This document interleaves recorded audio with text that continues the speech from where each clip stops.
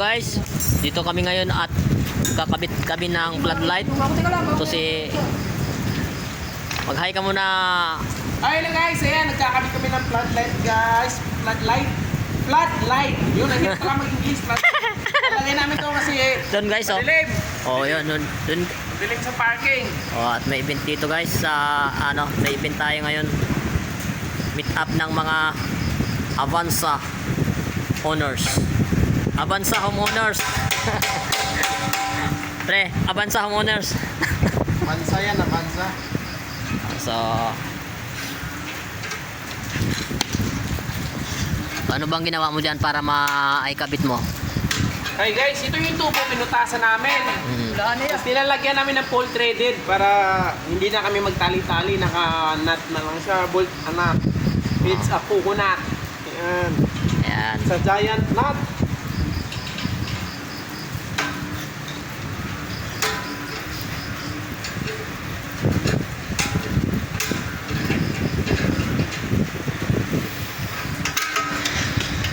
Ayaw ba?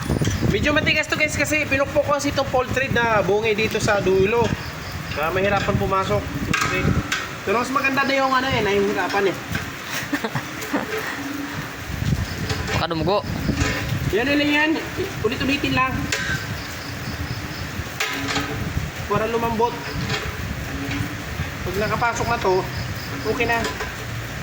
Oh. So, medyo masama kasi ang panahon dito ngayon guys sa Cavite kaya medyo nahirapan tayong gumalaw. Hindi tayo pasok na. tayo makakilos ng maayos kapag naulan guys kasi electrical tong ginagawa natin guys. Mahirap basta-basta. Ayun guys, nakapasok na. Malambot na. Malambot